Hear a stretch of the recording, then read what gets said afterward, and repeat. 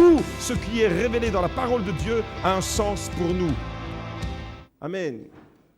Nous entrons ce matin dans le 6e message de la série « Vous êtes le temple du Saint-Esprit ». Vous êtes le temple de Dieu. L'Esprit de Dieu habite en vous. 1 Corinthiens chapitre 3, verset 16. 6e message de cette série. Lors des 5 premiers messages, nous avons déjà appris que nous sommes le temple du Saint-Esprit malgré les épreuves, malgré les coups durs. Ça ne change rien au fait que nous restions le temple du Saint-Esprit. Deuxièmement, nous avons vu que nous sommes le temple du Saint-Esprit malgré l'opposition.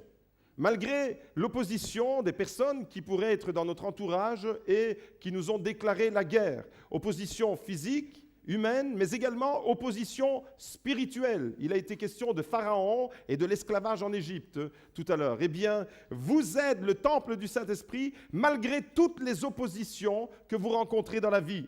Troisièmement, nous sommes le temple du Saint-Esprit par amour et pour sa gloire. C'est vraiment un choix délibéré de Dieu. Dieu aurait pu faire autrement, mais par amour, tellement qu'il nous aime, et Johanna l'a rappelé dans la louange, Dieu n'habite pas une maison qui est faite et qui est fabriquée par la main d'un homme, mais il a décidé de venir habiter nos vies, et ça, il l'a décrété de sa propre autorité, par amour et pour sa gloire. Quatrièmement, nous sommes le temple du Saint-Esprit malgré nos imperfections. Malgré le fait que nous sommes tordus, que nous avons des épines comme l'arbre d'acacia dans le désert, c'était l'arbre qui a été choisi pour confectionner le sanctuaire. Et ce bois d'acacia qui était plein de nœuds, plein d'épines, tordu comme pas possible, comme notre esprit des fois, comme nos vies qui sont tordues, eh bien Dieu a décidé de choisir ce bois. Il aurait pu choisir un bois noble, il aurait pu choisir les cèdres du Liban par exemple, il aurait pu choisir les térébinthes, il aurait pu choisir des chênes. Il a choisi un petit arbuste dans le désert, un petit arbuste complètement tordu. Des fois nos vies elles sont tordues et malgré nos imperfections, nous sommes le temple du Saint-Esprit. Waouh! Cinquièmement, nous avons vu la semaine dernière que nous sommes le temple du Saint-Esprit. Soyons donc résilients et conquérants. Le fait d'être le temple du Saint-Esprit va nous permettre de nous mobiliser, de résister face à l'épreuve, de résister face aux coups durs de la vie, mais en même temps de conquérir. Et l'image qui a été utilisée la semaine dernière, c'était le témoignage de George Muller, cet homme qui a fait une œuvre extraordinaire alors qu'il a commencé sa vie dans les pires conditions. Il était voleur, il était tombé dans l'alcool, il avait pratiquement tous les défauts qu'un jeune pourrait avoir. En tous les cas, un jeune de ce profil-là, je pense qu'il n'y a aucun papa qui serait content de donner sa propre fille en mariage avec un tel jeune. Et pourtant, ce jeune homme, George Muller, en l'espace d'une soirée, en l'espace d'un culte, en l'espace d'une rencontre, il a été percuté par la puissance de l'Évangile et il a complètement basculé du bon côté. Il a été propulsé dans une vie de conquérant. Vous vous rappelez toutes ces choses? 117 écoles fondées, 18 500 orphelins recueillis, nourris miraculeusement, 120 000 enfants qui ont bénéficié de son éducation religieuse, fondateur d'une société missionnaire et d'écoles bibliques, prédicateur de l'Évangile en Angleterre, en Europe et jusqu'en Inde. Waouh! Un homme qui pourtant avait tout pour mal poursuivre dans la vie et qui a connu un tournant décisif. Et ce tournant décisif, c'est le moment où tu laisses Christ entrer dans ta vie et prendre les rênes de ta vie.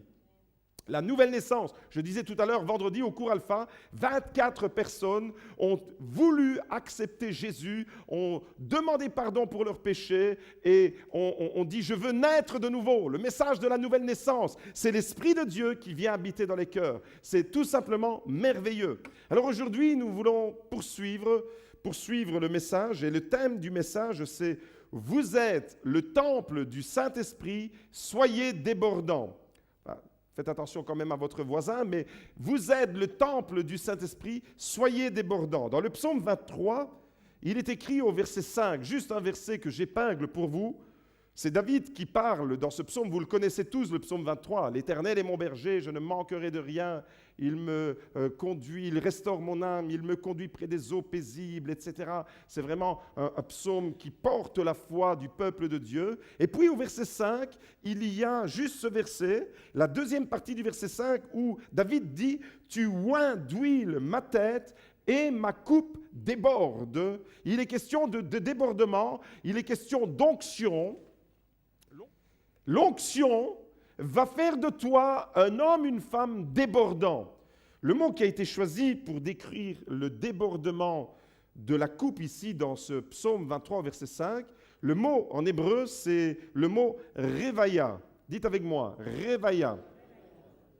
La racine de cette parole signifie littéralement être dans l'abondance. Être dans l'abondance, arrosé, inondé, rassasié, enivré.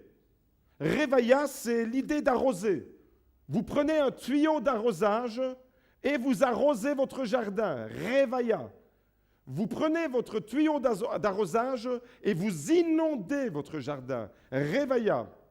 Vous mangez un bon plat et vous êtes rassasié. Le fait d'être rassasié, d'être rempli, revaya. Vous buvez. Et tellement que vous buvez que vous ne comprenez plus rien. Revaya. Attention, pas abuser. Mais c'est l'idée d'être rempli, l'idée d'être dans l'abondance, l'idée d'être arrosé, d'être rassasié, d'être enivré. C'est donc l'idée, dans le terme que David utilise, ma coupe déborde, c'est l'idée d'un débordement de joie, de vie, de bonheur, de plénitude. On retrouve la notion du débordement, de l'abondance dans différents textes de la parole de Dieu. Par exemple, dans le psaume 65, au verset 10, il est écrit « Tu visites la terre et tu lui donnes l'abondance. Tu la combles de richesses, le ruisseau de Dieu est plein d'eau. » Alors j'aimerais dire de la part de Dieu à ceux qui ont le sentiment d'être dans une terre aride en ce moment, à ceux qui ont le sentiment d'avoir un cœur aride et desséché, j'aimerais vous dire de la part de Dieu que dans le ruisseau de Dieu, il y a de l'eau en abondance. Et tu peux venir y puiser ce matin. Elle est accessible, cette eau. Dans le psaume 66, toujours au verset 12, il est écrit « Tu nous as fait sortir ». Encore un texte qui fait allusion à la sortie d'Égypte, à la libération de l'esclavage. Les plus grandes victoires dans la vie sont toujours précédées des combats les plus intenses. Et avant la terre promise, il y aura toujours un pharaon à combattre, à affronter et un désert à traverser. Mais croyez que le meilleur est devant vous. Ça, c'est les promesses de Dieu. Et dans ce contexte de libération, forcément, la libération, qu'est-ce qu'elle a fait avec le peuple afro-américain? Eh bien, cet espoir d'être libéré, cette libération, elle a été chantée. C'est comme ça qu'est né le gospel. Ils vont chanter leur foi, ils vont chanter leur espérance. Eh bien, ils n'ont rien inventé, parce que les chantres de l'Éternel dans la Bible en avaient déjà fait autant. Ils n'ont fait qu'imiter ce qui est déjà dans la Bible. Et c'est pour ça qu'on trouve dans les psaumes des louanges pour la libération que Dieu a opérée. Psaume 66, au verset 12, il est écrit « Tu nous as fait sortir pour nous donner l'abondance. » Sortir, sous-entendu, de l'esclavage, de tout ce qui nous opprime, de tout ce qui rend notre vie stérile, de tout ce qui rend notre vie vile, diminuée. Peut-être que tu as ce sentiment d'avoir vécu une vie chaotique. Tu as traversé des périodes de ta vie où tu te retrouves complètement desséché, avec un cœur aride. Mais ce matin, il y a une parole pour toi. Ce matin, la Bible dit que dans le ruisseau de Dieu, il y a de l'eau. Ce matin, la Bible dit, tu nous as fait sortir. Tu nous as fait sortir de nos blocages, de nos oppressions, de nos craintes, de nos peurs, de nos désespoirs. Tu nous as fait sortir pour nous donner l'abondance. Voyez combien le thème de l'abondance, il est récurrent dans la Bible.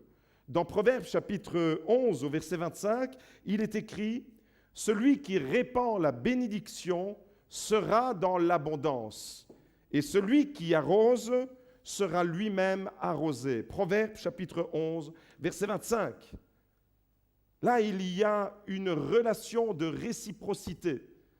Pour être dans l'abondance, je dois distribuer cette abondance. Retenez cette leçon. Dans le Nouveau Testament, le message est le même. Le message se poursuit. Le message est clair. Il est limpide. Le message de l'Évangile est on ne peut plus clair et limpide et accessible. En 2 Corinthiens chapitre 9, au verset 8, l'apôtre Paul nous livre un principe de la vie chrétienne fondamental. C'est le principe de la proportionnalité. C'est proportionnel. On le découvre, ce principe. 2 Corinthiens 9, verset 8. En fait, celui qui sème, dit l'apôtre Paul, celui qui sème peu, moissonnera peu. Et celui qui sème dans l'abondance, moissonnera en abondance.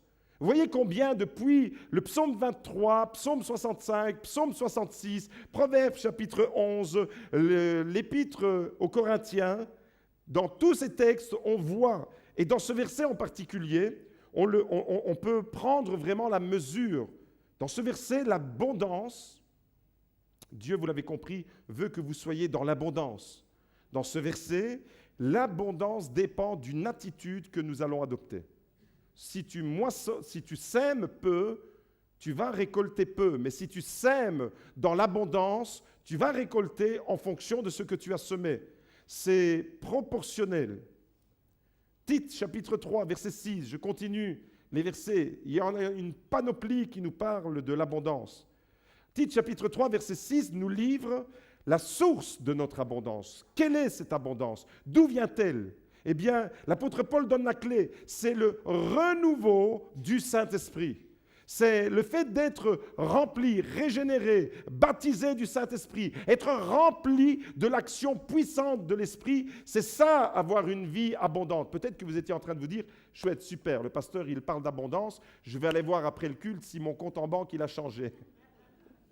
Ce n'est pas vraiment de cette abondance-là dont je parle. C'est une abondance de vie, c'est une abondance intérieure. Et c'est pourquoi l'apôtre Paul dit, Dieu nous a sauvés par le bain de la régénération et le renouveau du Saint-Esprit. Le renouvellement du Saint-Esprit, il l'a répandu sur nous avec abondance par Jésus-Christ notre Seigneur. Vous voyez combien l'abondance, elle revient, elle déborde. Tu oins d'huile ma tête, l'huile c'est le symbole même de l'Esprit, et ma coupe déborde. Si Dieu t'a donné l'onction, c'est afin que tu sois débordant. Si Dieu a fait de toi le temple de son Saint-Esprit, ce n'est pas pour que sa présence glorieuse soit renfermée. Si nous sommes en tant qu'Église le temple de l'Esprit, ce n'est pas pour que la gloire de Dieu reste cantonnée entre ces quatre murs, c'est afin que la gloire de Dieu puisse être débordante, qu'elle puisse comme un flot, comme un tuyau d'arrosage, nous allons avec l'onction de Dieu éclabousser, nous allons arroser, révailla, l'idée d'être débordant, c'est ça. Tous ces textes que nous venons de lire, eh bien, mettent en lumière le principe que Dieu veut que nos vies soient dans l'abondance. Le plus célèbre des versets de la Bible qui traite de l'abondance, c'est certainement celui où Jésus lui-même parle en Jean chapitre 10, verset 10, où Jésus va dire ceci. « Le voleur ne vient que pour voler, tuer et détruire. Mais moi, je suis venu afin que les brebis aient la vie et qu'elle ait en abondance. » Yes! Ça, c'est vraiment dans le cœur de Dieu. Dieu ne veut pas que ta vie soit stérile. Dieu ne veut pas que ta vie soit pénible. Dieu ne veut pas que ta vie soit dans la sécheresse. Mais Dieu veut que ta vie soit dans l'abondance. Je suis venu. C'est la raison pour laquelle Jésus est venu. Un texte de l'épître de Jean nous dit que Jésus est venu pour détruire les œuvres du diable. Et il y a des vies qui sont complètement détruites aujourd'hui parce que le diable en a fait véritablement son affaire, une proie. Mais Jésus, nous dit la Bible, est venu pour détruire ces œuvres-là et pour nous donner la vie en abondance. Tous ces textes mettent en lumière un principe fondamental de la vie chrétienne. Dieu veut que nous soyons dans l'abondance et il nous en donne les moyens. Il nous équipe. On a vu que c'est par l'action de l'Esprit, on a vu que c'est par l'onction. Tu oins d'huile ma tête et ma coupe déborde. On a vu que c'est vraiment le ministère de Jésus. C'est pour cette raison que Jésus est venu. Alors j'aimerais que ce matin, pendant que tu entends la parole de Dieu, tu sois occupé à faire un check-up de ta vie. Est-ce que tu es en mode débordant ce matin? Est-ce que l'abondance de l'Esprit, est-ce que l'abondance des fruits de l'Esprit se manifeste en toi? Est-ce que tu désires ça? Est-ce que tu recherches ça? Si vous comprenez bien le principe de l'abondance, vous comprenez le principe d'une vie victorieuse. Comprenez bien ça. Si vous intégrez ce principe, même lorsque vous êtes dans les combats les plus intenses, même lorsque vous êtes la cible de l'ennemi, vous n'avez pas été créé pour être vide, vous n'avez pas été créé pour être aride, desséché, pour être complètement stérile et démoralisé. Dieu veut mettre sa vie dans ma vie. Dieu veut venir habiter en moi. Et quand Dieu, le Dieu de gloire, le Dieu Tout-Puissant vient habiter quelque part, il transforme le lieu où il vient faire sa demeure. Est-ce que vous le croyez, ça? Quand Jésus se manifestait quelque part, il se passait toujours quelque chose. Et au fait, Jésus, il est toujours avec vous, donc il doit toujours se passer quelque chose de glorieux dans votre vie. Vous n'êtes pas livré à vous-même. Quand vous lisez l'Évangile et vous voyez Jésus qui allait de Capernaum à Nazareth, de Nazareth en Judée à Jérusalem, et il parcourait tout le pays d'Israël, de long en large, quand vous voyez ça, qu'est-ce que vous voyez? Vous voyez que partout où Jésus allait, il se passait quelque chose de puissant, de glorieux. Il y avait des délivrances, il y avait des guérisons, le royaume de Dieu s'est approché, il y avait des vies restaurées. Et c'est ce que Dieu veut faire. Mais aujourd'hui, Jésus, il est où? En nous. Est-ce qu'il doit rester en nous?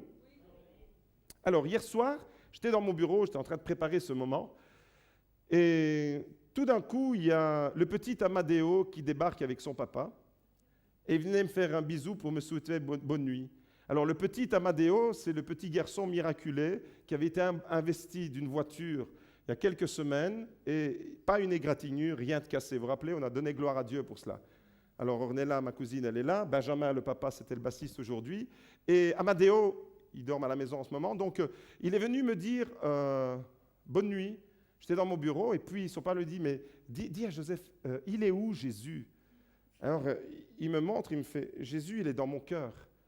Et puis, en sortant, je vois son père rire et puis je regarde et au fait, il fait, mais je voudrais qu'il sorte de mon cœur. Pourquoi il ne sort pas, Jésus? Et je trouvais ça tellement beau, parce qu'en réalité, on ne doit pas emprisonner Jésus dans nos vies. Jésus a fait sa demeure en nous pour que nous puissions le communiquer aux autres, pour que le bonheur qu'il vient apporter, donc il n'avait pas tellement tort, Amadeo, le bonheur qu'il vient nous apporter dans le cœur le plus fermé, il vient le libérer. Dans le cœur le plus opprimé, il vient le soulager. Dans le cœur le plus enchaîné, le plus attristé, il vient à manifester toute la puissance de Dieu. Et vous comprenez alors qu'on ne peut pas emprisonner Dieu dans nos vies. Comme on ne peut pas emprisonner Dieu dans une église, l'Évangile doit sortir de l'Église. Eh bien, la puissance de Dieu, elle doit sortir de nos cœurs. Si vous êtes le temple du Saint-Esprit, ce n'est pas pour que vous disiez « Waouh, quelle sublime habitation je fais pour mon Dieu, waouh !» Je suis le temple du Saint-Esprit, regardez comme je suis beau à l'intérieur. Non, tu es le temple du Saint-Esprit pour transmettre la gloire à laquelle Dieu te fait participer pour que tu puisses éclabousser les autres, pour que tu puisses les arroser. Je voudrais vous voir tous avec des tuyaux d'arrosage en train d'arroser tout le monde. Le tuyau d'arrosage du Saint-Esprit et que vous puissiez inonder. Réveilla, tu oins d'huile ma tête et ma coupe déborde. Soyez débordants. Vous êtes le temple du Saint-Esprit. Certaines personnes sont débordantes de mauvaise humeur, ça c'est vrai. Ce n'est pas du tout de ça que je parle. Ne soyez pas débordants de mauvaise humeur. Ne contaminez pas les autres avec votre état d'esprit négatif peut-être. On va voir de quoi il s'agit quand on doit contaminer les autres, parce que c'est un peu ça. Nous sommes le temple du Saint-Esprit, c'est comme si nous étions une centrale nucléaire qui explose. Automatiquement, s'il y a une centrale nucléaire qui explose, qu'est-ce qu'elle va faire? Elle va contaminer, elle va irradier, elle va... Tout ce qui est sur son périmètre, son rayon d'envergure, va être contaminé par la radioactivité. Eh bien, les chrétiens, nous sommes le temple du Saint-Esprit, nous sommes des centrales nucléaires d'amour, de paix, de joie, de bonheur. Nous sommes des centrales nucléaires du Saint-Esprit qui explosent. et qui contamine les autres. En tant que chrétiens, donc, nous devons contaminer les autres et non pas être contaminés par le négatif des autres. On a tendance à se laisser contaminer. Vous n'avez jamais remarqué ça? Quelqu'un de négatif à vos côtés. Imaginez, vous travaillez au bureau, vous travaillez à l'usine, ou je ne sais pas où vous travaillez, et vous avez tout le temps quelqu'un, comme un train, toujours à vous remplir les oreilles de négatif. Eh bien, pour finir, vous allez absorber la négativité de cette personne. Ce n'est pas ça. Si vous êtes le temple du Saint-Esprit, c'est vous qui allez le contaminer. C'est votre joie qui va inonder son cœur. C'est le bonheur d'être un enfant de Dieu que vous allez pouvoir partager. Autrement dit, une centrale nucléaire qui explose, qu'est-ce qu'elle fait? Elle contamine. Et j'aimerais qu'on puisse réaliser qu'en tant que chrétiens, nous sommes tous individuellement des centrales nucléaires d'amour et de puissance de Dieu. Et nous devons inonder, irradier, nous devons contaminer, déborder. Que l'onction que Dieu a mis en nous soit débordante. Vous n'avez pas été créé pour être vide. Vous n'avez pas été créé, peut-être que tu ressens ce sentiment dans ton cœur. Peut-être que quand tu examines ta vie en ce moment, tu te sens vide, tu as perdu quelque chose de cher, tu as perdu quelque chose de tellement précieux que quand on perd un être cher, par exemple, on a le sentiment d'être vide. Pourquoi? Parce qu'il y a une part de nous-mêmes. J'en sais quelque chose. J'ai perdu des personnes très chères. Et je sais combien on peut être en souffrance à ce moment-là. Et vous comprenez que quand on a un sentiment de déchirement, de vide profond, où on traverse un désert, il n'y a que la présence de Dieu qui peut remplir et combler votre cœur. Je voudrais m'adresser à tous ceux qui ont ce sentiment ce matin. Un sentiment, on peut avoir perdu un être cher parce qu'il est parti, décédé. On peut avoir perdu un être cher pour différentes raisons. Quelle que soit la raison, j'aimerais te dire ce matin que Dieu ne veut pas que tu restes vide, mais il veut te remplir. Il veut te remplir de son amour, il veut te remplir de son onction. Même dans les moments difficiles, même dans les moments où tu es dans les combats, même dans les moments où tu rencontres de l'adversité, Dieu veut te remplir et Dieu veut que tu sois débordant. Le tout premier message de la série, c'était « Vous êtes le temple du Saint-Esprit malgré les épreuves, malgré les coups durs. » Mais j'aimerais aller plus loin ce matin. J'aimerais vous dire « Vous êtes le temple du Saint-Esprit et malgré les coups durs, malgré les épreuves, malgré l'opposition, malgré le fait qu'il y a de la jalousie peut-être, qui est manifesté contre vous. Peut-être qu'il y a de la médisance, peut-être qu'il y a des manœuvres dans votre dos qui cherchent à vous déstabiliser. Malgré ça, non seulement vous êtes le temple du Saint-Esprit, mais vous pouvez continuer à être débordant. Ce ne sont pas les autres qui vont déterminer mon état d'esprit devant Dieu. C'est la présence de Dieu et pas ce que mon environnement va exercer comme pression sur ma vie. Quand David dit « Tu oins d'huile ma tête et ma coupe déborde », c'est dans un contexte où il est environné d'adversaires. La phrase qui précède, regardez, le psaume 23 au verset 5, le contexte, c'est un contexte où David est entouré d'ennemis. Prenez votre Bible, qu'est-ce qu'il est écrit juste avant « Tu oins d'huile ma tête et ma coupe déborde » Il est écrit « Tu dresses devant moi une table en face de mes adversaires ». David est en train de parler d'une action. David parle de la vallée de l'ombre de la mort. David parle des moments les plus difficiles qu'il traverse. Tous nous traversons des moments pénibles. Quand vous traversez un moment comme celui-là, David parle de l'ombre de la mort. Vous avez remarqué? Et qu'est-ce qu'il dit? « Je ne crains aucun mal. » L'ombre de la mort. Alors, imaginez que vous passez à côté d'un lion. Qu'est-ce que vous allez faire? Vous allez courir parce que vous allez avoir peur d'être dévoré. Pourquoi? Parce que le lion est une menace potentielle pour votre vie. Vous êtes d'accord avec moi?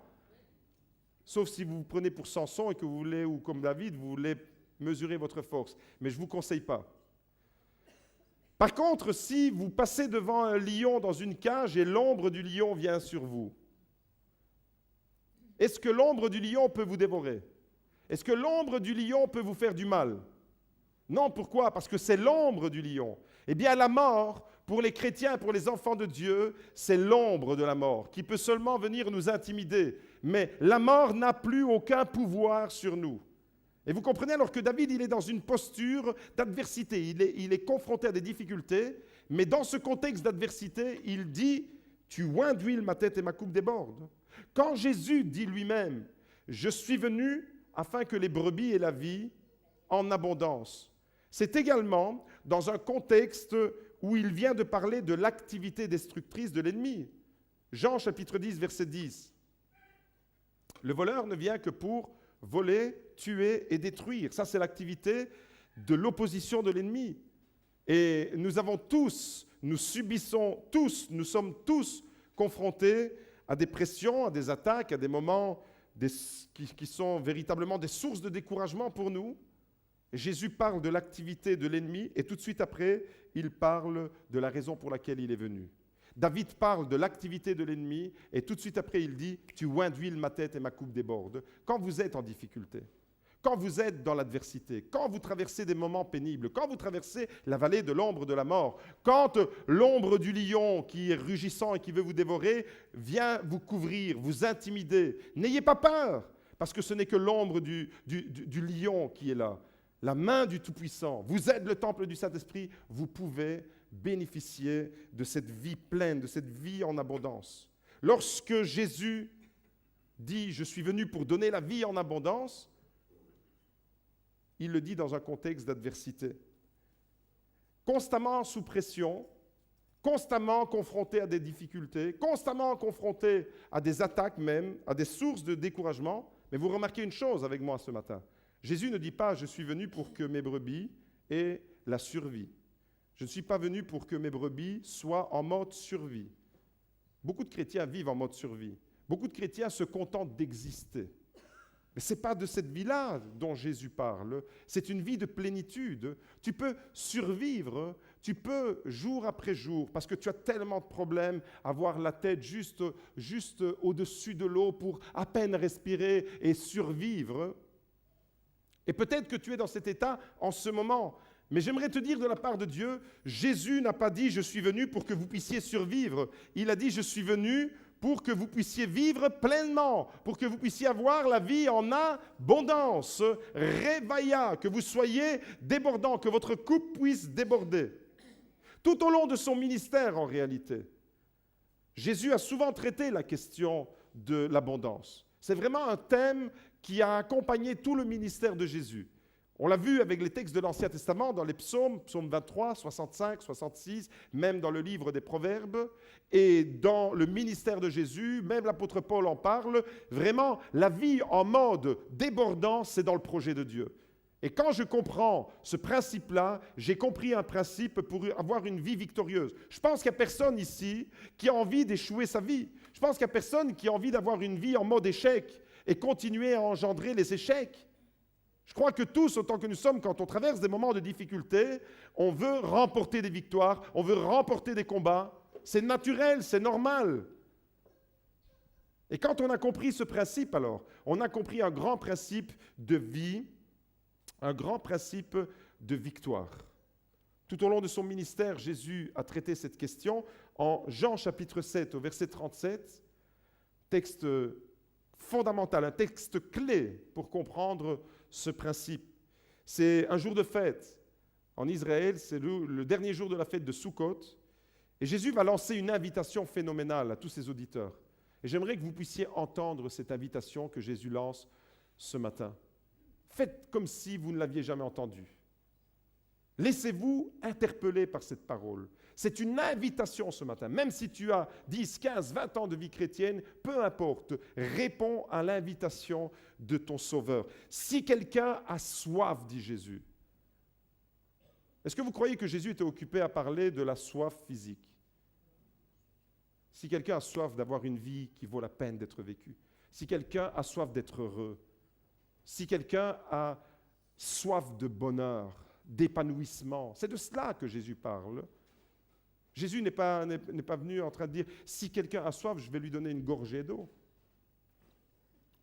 Si quelqu'un a soif de toutes ces choses. Au fait, au plus profond de notre cœur en tant qu'être humain, nous avons tous cette soif d'être heureux. Mais malheureusement, le bonheur, c'est un peu comme une savonnette qui nous file entre les doigts. On court après le bonheur et la savonnette, elle nous glisse, elle nous file entre les doigts. On a l'impression que ça ira mieux, mais on court, on pense qu'on va posséder les choses et ce qu'on va posséder va nous rendre heureux, mais en réalité, on se rend compte quand on a possédé la chose que notre cœur est aussi vide et aride qu'avant. Et on se fixe d'autres objectifs et on est un peu là désabusé parce qu'on veut être heureux, mais on ne l'est pas véritablement.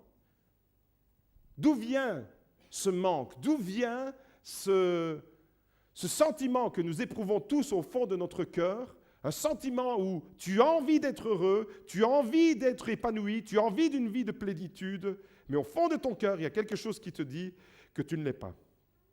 Il y a comme une insatisfaction là au fond de ton cœur. Il y a comme une fêlure, il y a comme une brisure, il y a comme le philosophe Platon, disait que le cœur de l'homme est comme un récipient percé. Il a beau remplir sa vie par toutes sortes de choses, il se sent toujours à un moment partiellement vide. Mais d'où vient alors que le cœur de l'homme soit aussi vide que ça? Comment se fait-il que tous les êtres humains, que nous soyons chrétiens ou non, c'est inscrit dans l'humanité ça. Il y a le désir d'être heureux, il y a le désir d'être débordant de joie. On a envie d'être heureux, c'est vraiment naturel à l'homme ça.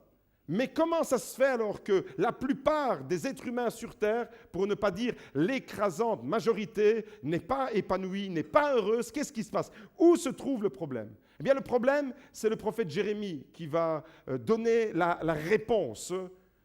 Jérémie va dire « Mon peuple a doublement mal agi ». Jérémie chapitre 2, verset 13. « Mon peuple a doublement mal agi », une double erreur. Ils m'ont abandonné, moi, la source d'eau vive, pour se creuser des citernes crevassées qui ne retiennent pas l'eau. Et on ressemble alors à des passoires. On veut remplir notre vie par toutes sortes de choses qui vont nous rendre heureux, mais en réalité, comme Platon le disait, on est des récipients percés. C'est comme si je vous disais, est-ce que quelqu'un peut aller me chercher 1 litre d'eau avec une passoire dans la cuisine? Vous allez me prendre pour un rigolo parce que ce n'est pas possible. Mais c'est exactement ce qui arrive avec l'être humain. Il veut être heureux, mais au fond de son cœur, il y a comme un vide quelque part. Alors, Platon, il fait une grande déclaration. Il dit, ça c'est ce qu'il a observé. Il observe que le cœur de l'homme, il est ainsi fait, comme une passoire qui ne peut pas retenir. Jérémie, lui, nous donne la raison. Pourquoi l'homme se sent malheureux? Pourquoi l'homme se sent vide? Pourquoi l'homme se sent désabusé? Jérémie donne une réponse. Il dit, mon peuple a doublement mal agi. La double erreur que l'être humain a commise, c'est premièrement se détourner de l'Éternel, qui est la source d'eau vive, et deuxièmement, deuxième erreur conjuguée, c'est de se creuser des citernes crevassées qui ne peuvent pas retenir l'eau. Vous voyez? Alors, Platon, il fait un constat. Jérémie va un peu plus loin, mais Jérémie ne donne pas l'invitation qu'on trouve en Jean chapitre 7, au verset 37. C'est Jésus qui donne la réponse. Le problème de l'humanité, la solution au problème de l'humanité porte un nom. La solution, c'est Jésus. Jésus lui-même qui va lancer cette invitation. Si quelqu'un a soif, vous avez compris alors ce matin que c'est une soif de vie, une soif de bonheur, une soif d'épanouissement, une soif vraiment de plénitude, un sentiment de bonheur perpétuel. C'est pas beau ça? C'est ça que Dieu destine pour votre vie. Un sentiment d'épanouissement. Je me lève le matin, même si j'ai des difficultés, je suis épanoui par l'amour de Dieu, par la grâce de Dieu. Dieu veut destiner vos vies à vivre ça. Et quand vous êtes épanoui de cette manière-là, vous savez ce qu'il va faire?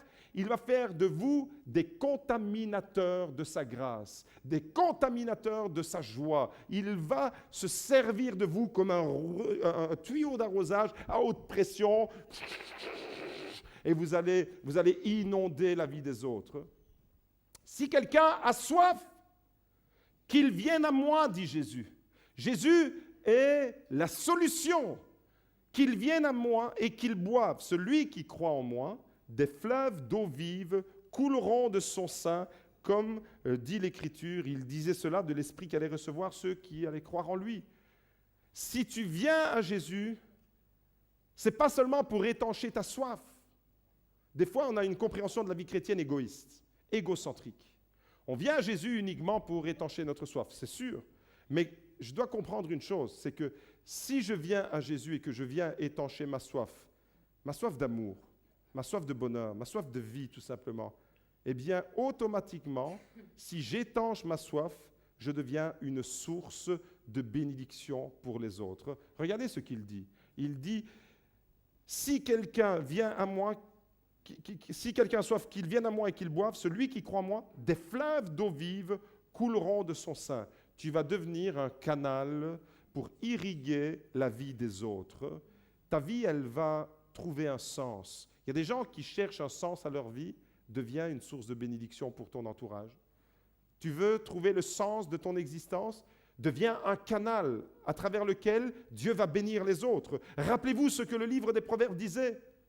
C'est celui qui arrose qui sera arrosé. C'est celui qui dispense la bénédiction qui sera béni. Si tu reçois le Saint-Esprit, parce que Jésus parle dans ce texte du Saint-Esprit qu'allaient recevoir ceux qui allaient croire en lui. Nous l'avons reçu, parce que nous nous situons après ce texte. Actes chapitre 2, c'est après l'Évangile. Et Actes chapitre 2, c'est l'effusion de l'Esprit sur l'Église. Si tu reçois le Saint-Esprit, tu vas automatiquement éclabousser les autres. Tu vas les contaminer par ta foi. Tu vas les contaminer avec ton enthousiasme. Tu vas les contaminer avec ta joie. Tout à l'heure, on a eu l'intervention de Franck et de Fabien. Eh bien, ils ont contaminé avec leur enthousiasme et on les sentait portés par un projet, par une passion. Et quand tu es saisi d'un projet, quand tu es saisi d'une passion, tu deviens communicant, tu transmets, tu deviens inspirant, tu deviens motivant pour les autres. Et j'aime, moi, particulièrement, la vie des personnes qui sont portées par un projet et qui savent le communiquer, qui savent transmettre leur enthousiasme. Ça m'encourage. C'est inspirant et motivant pour moi de côtoyer des personnes qui me partagent leur ambition, leur projet. Par contre, être avec quelqu'un qui du matin au soir te dit « je m'ennuie, je n'ai pas d'ambition, je ne sais pas quoi faire de ma vie », eh bien, au bout d'une heure, vous êtes complètement déprimé, vous allez prendre un Xanax et vous vous couchez. Laissez-vous contaminer par des personnes positives et devenez une personne positive qui va contaminer les autres. C'est un peu ça. Je paraphrase ce que Jésus dit en langage moderne. Laisse-toi contaminer par le positif du Saint-Esprit et ensuite deviens un tuyau d'arrosage, deviens une centrale nucléaire qui explose. Fais ce que tu veux, mais par tous les moyens que tu peux imaginer, contamine les autres. Contamine-les par ta foi, par ton enthousiasme. Les gens vont te voir dans les difficultés. Vous savez pourquoi Dieu n'enlève pas les difficultés de nos vies? Pour qu'on soit une leçon pour les autres qui traversent les mêmes difficultés que nous. Et en observant nos vies, ils vont dire, mais comment il fait lui? Il traverse des difficultés et il est toujours debout. Comment il fait? Comment elle fait cette personne, cette femme, cet homme, ce jeune, ce moins jeune, quel que soit l'âge? Il traverse des coups durs, mais il n'est pas effondré. Il doit avoir quelque chose que j'ignore. Il doit y avoir un secret quelque part. Les gens vous observent, les gens vont s'intéresser à votre vie. Et quand ils vont remarquer que vous êtes debout malgré l'opposition, malgré l'adversité, malgré les coups durs de la vie, parce que Jésus est en vous, eh bien vous allez les contaminer par votre foi. Vous allez les contaminer par votre enthousiasme, même si derrière moi, la foudre se déchaîne, même si des flèches dans les lieux ténébreux sont envoyées contre moi, je laisse entre les mains de Dieu le projet que Dieu a pour ma vie. Il est tellement plus glorieux et je ne peux pas m'occuper de ceux qui vont me ralentir. Vous comprenez alors que quand vous êtes porté par un projet, et le projet de Dieu, c'est le plus beau de tous les projets. Moi, je connais les projets que j'ai formés sur toi, dit l'Éternel. Projet de paix et non de malheur, afin de te donner un avenir et de l'espérance. Jérémie 29, verset 11. Les projets de Dieu sont tellement merveilleux que tu vas devenir, quand tu entres dedans, quand tu te laisses porter par ces projets, tu vas devenir un homme, une femme qui va contaminer, qui va éclabousser par ta joie de vivre. La semaine dernière, j'ai parlé de George Muller, un homme, comme je l'ai dit tout à l'heure, qui avait tout pour manquer sa vie, un homme qui pourtant était propulsé en mode conquérant. Il a conquis du territoire, le territoire de sa propre vie. On ne doit pas conquérir des territoires géographiques. Ce n'est pas la conquête des territoires, c'est la conquête de ton territoire. Dieu t'a destiné à conquérir un territoire. Et George Muller est devenu d'un homme qui était dans le mode échec, il a basculé en mode conquérant, en mode résilient. Et il a été propulsé dans sa vie. Mais George Muller, est aussi un homme qui a vécu en mode débordant. Fondé 117 écoles, s'occuper de 18 500 enfants orphelins jetés à la rue, les nourrir miraculeusement. Il faut être débordant d'amour pour faire ça. S'occuper de l'éducation de 120 000 enfants. Il faut être animé d'une passion pour faire ça. Et c'est ce qui manque au christianisme aujourd'hui, et c'est ce qui fait que les églises se vident. Le christianisme aujourd'hui, tel qu'il a été historiquement propulsé, il a perdu de ce boost que l'Esprit lui a donné. Il a perdu de ce côté pétillant, il a perdu de ce côté passionnel. Plus une personne est passionnée par ce qu'elle fait, plus elle augmente les potentialités de sa réussite. Et je suis passionné par une personne qui s'appelle Jésus, et je suis passionné par un message qui s'appelle le gospel, l'évangile, la bonne nouvelle, le salut, l'amour de Dieu. Mais si tous les chrétiens étaient passionnés, si tous les chrétiens étaient portés, eh bien, tous les chrétiens vont devenir des centrales nucléaires qui débordent. Le christianisme authentique, comme George Muller l'a expérimenté, porté par un amour. Vous savez, à un moment donné, qu'est-ce qui va faire que vous allez être débordant? Vous allez oublier de regarder à vous-même. C'est ça la clé. Vous allez oublier de regarder à vous-même. Vous allez oublier de mettre vos préoccupations, vos projets personnels, vos ambitions personnelles, vos revendications personnelles, vos rouspétances personnelles. Vous allez à un moment donné les oublier. Il y a des champions du monde de la rouspétance et de la revendication. Je crois qu'il y a des chrétiens qui voudraient ouvrir un syndicat des chrétiens.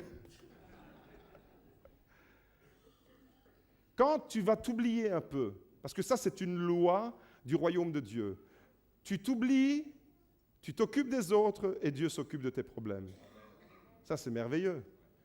Je n'ai pas à promener des regards inquiets. Toute la Bible m'exhorte à ne pas m'inquiéter. Toute la Bible.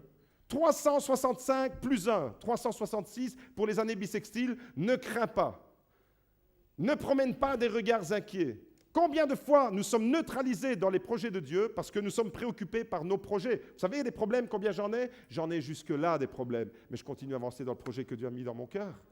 Et puis, les problèmes qui sont jusque-là, qu'il plaise à Dieu de les enlever. Et s'il ne les enlève pas, j'avancerai avec les problèmes. Mais les problèmes ne vont pas me bloquer, les problèmes ne vont pas me stopper. Pourquoi? Parce qu'il y a un projet nettement plus glorieux que la force neutralisante des problèmes.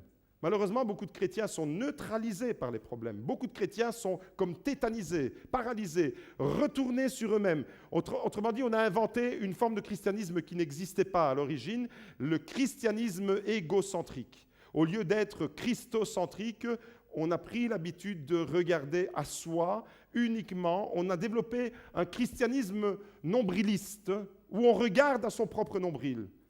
Mon frère, ma sœur, quand Jésus dit « Si quelqu'un a soif, qu'il vienne à moi », celui qui boit, si tu t'abreuves de Jésus, des fleuves d'eau vive couleront de son sein, ça veut dire que tu vas irriguer les autres. Comme George Muller qui a répandu, qui a été débordant pour ces 18 500 enfants, pour accomplir de telles choses dans la vie de George Muller, et on pourrait prendre la vie de bien d'autres personnes qui ont servi le projet de Dieu, il faut être en mode débordant. Débordant d'amour, débordant de joie, débordant de passion, débordant de bonheur. Alors vous allez me dire, oui, mais moi j'ai tellement de problèmes que je n'arrive pas à être heureux. Je n'arrive pas à être épanoui. Et c'est tout à fait le contraire du message que vous entendez ce matin. Même avec tes problèmes, même en traversant les difficultés, tu es destiné à être comme David, devant mes adversaires, tu dresses une table, tu oins d'huile ma tête et ma coupe déborde. Les adversaires, David en avait plus que vous et moi. Pourtant, sa coupe était débordante. la coupe de la louange. Combien de personnes ne savent pas louer Dieu le dimanche matin parce qu'elles sont dans les difficultés, dans les problèmes? Combien de personnes, pendant que le voisin est en train de louer Dieu, lève les mains, son cœur s'épanche devant Dieu, on a des personnes qui sont complètement tétanisées. Pourquoi? Parce que ton problème t'empêche d'être débordant dans la louange. Mais c'est l'inverse. C'est la louange qui va te permettre de traverser tes problèmes. Lorsque Jésus s'est retrouvé devant la Samaritaine, c'est un texte extraordinaire ça, c'était une femme qui était bourrée de problèmes. C'était une femme qui avait eu 5 maris, qui ne savait même pas avec qui elle vivait, enfin celui avec qui elle était, c'est pas son mari, enfin bref, elle était dans une situation tellement qu'elle était honteuse d'elle-même, elle allait chercher l'eau à une heure où elle espérait que personne ne la repère. Vous savez, des fois on vit comme des rats. Et cette femme, elle vivait un peu comme un hérisson, elle était repliée sur elle-même. Et c'est à l'heure la plus chaude de la journée en Israël. On ne va pas à la fontaine chercher l'eau à midi. C'est pour se cuire sous le soleil. On y va avec la fraîcheur, très tôt le matin ou le soir. Mais cette femme, elle s'est dit, je vais aller à midi, comme ça je vais croiser personne parce que j'ai honte de ma vie. Il y a des gens qui vivent comme ça, repliés sur eux-mêmes et qui osent à peine sortir de chez eux, mais tellement pris de panique, d'angoisse, de complexe. Bonne nouvelle pour cette femme, sur son chemin, il y avait un certain Jésus de Nazareth. Et ça, c'est la bonne nouvelle pour tous. Jésus a dit à cette femme, Jean chapitre 4, verset 14, « Celui qui boira de l'eau que je lui donnerai n'aura jamais soif, et l'eau que je lui donnerai deviendra en lui une source d'eau vive qui jaillira jusque dans la vie éternelle. » Encore une fois, à la Samaritaine, il dit la même chose.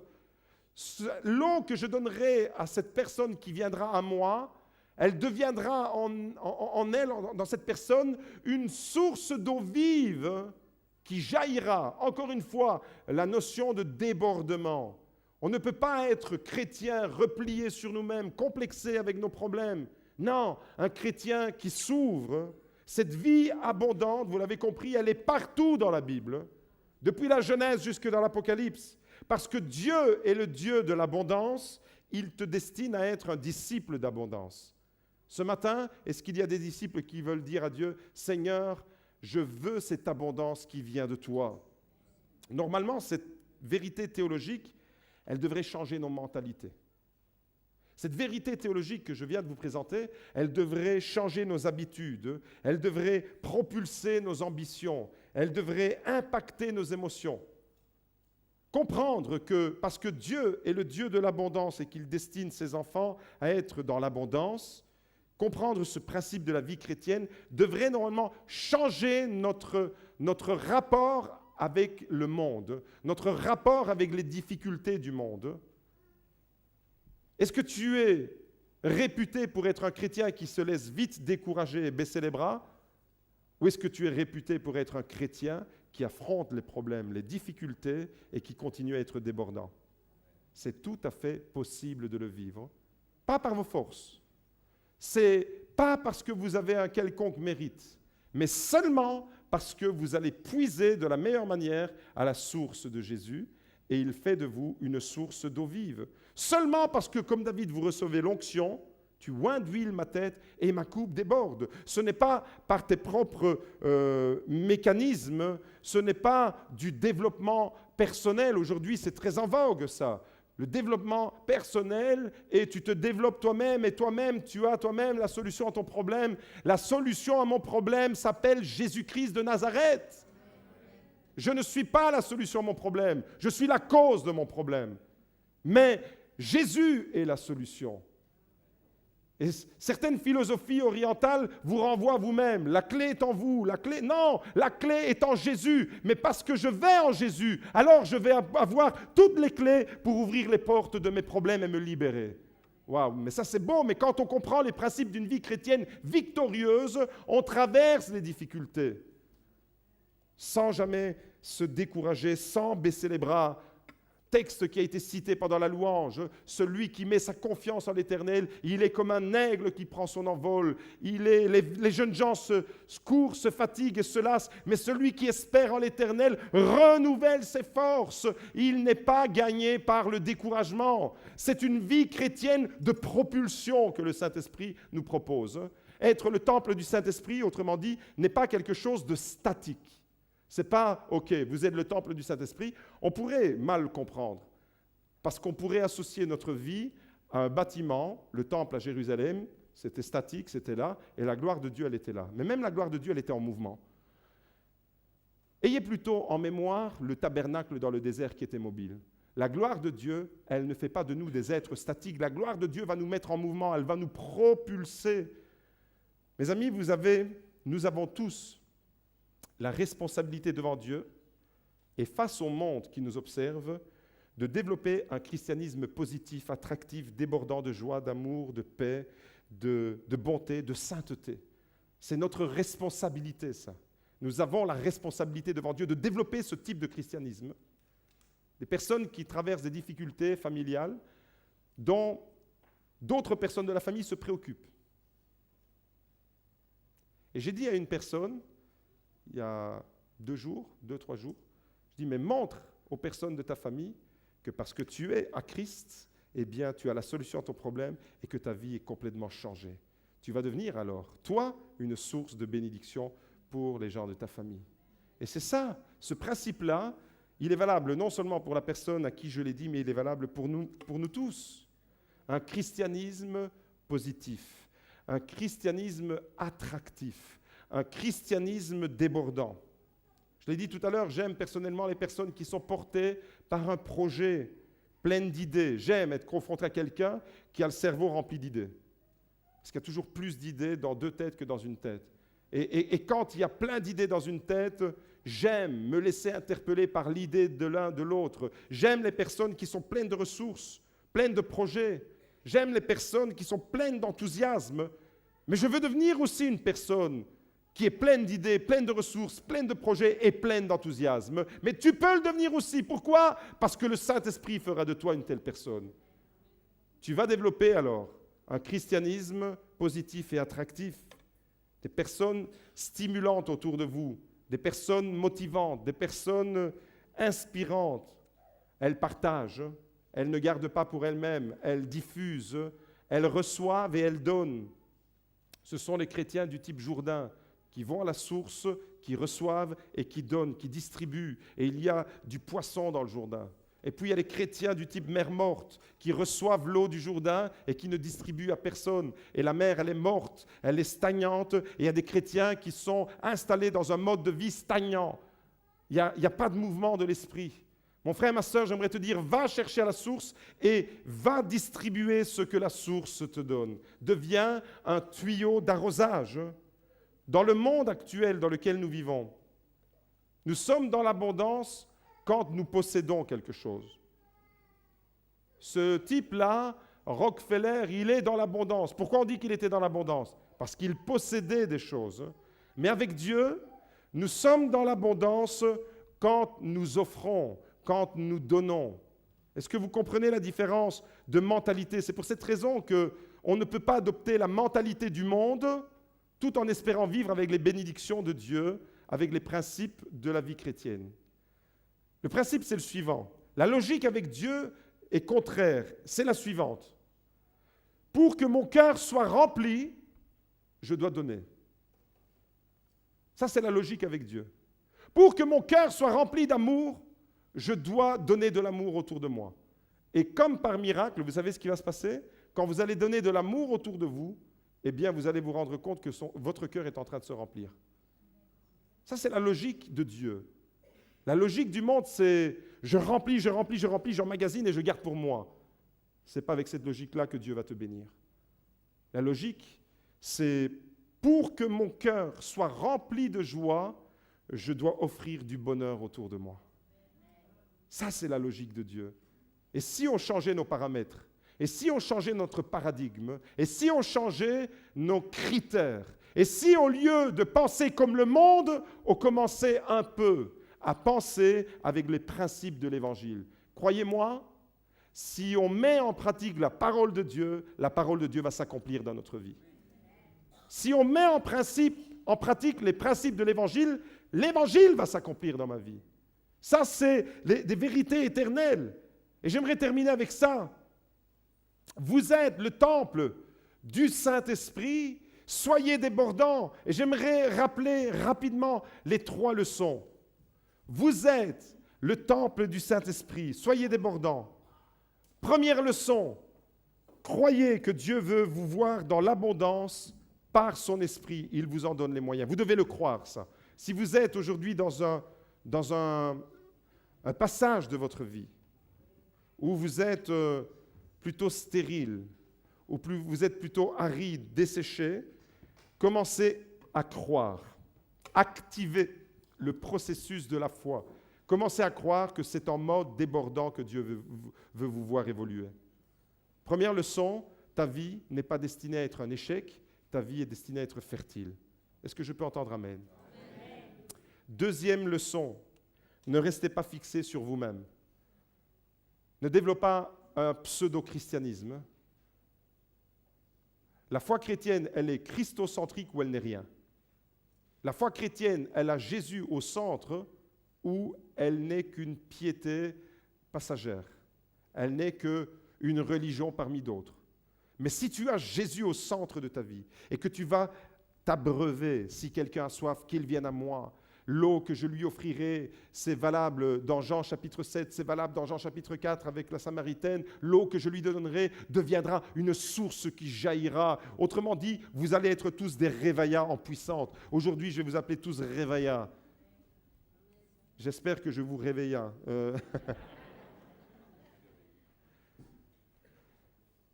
Des canaux.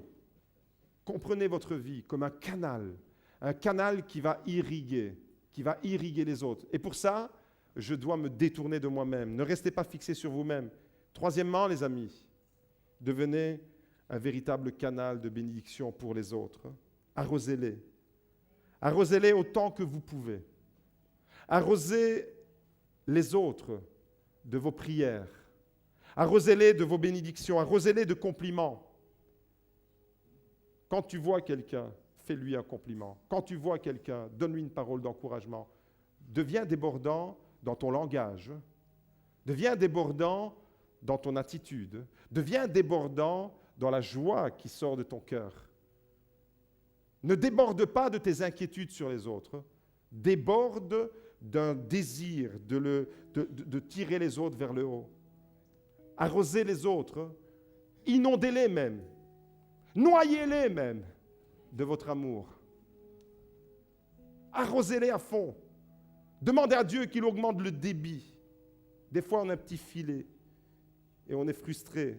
Et je me souviens des fois, moi, je ne suis pas très bricoleur. Et pour augmenter la pression de mon tuyau d'arrosage, je mettais mon doigt comme ça et j'essayais. Mais en fait, je jouais là.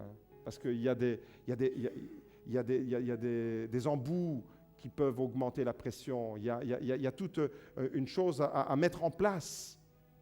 Et des fois, on essaye d'augmenter un peu plus le débit de notre vie, mais ça ressemble à celui qui met son doigt devant et qui essaye de tricher avec la pression. Des chrétiens qui essayent de faire croire qu'il y a de la pression spirituelle en eux, mais en réalité, c'est du traficage. Non, c'est le débit de Dieu. Demande à Dieu, Seigneur, augmente mon débit ce matin.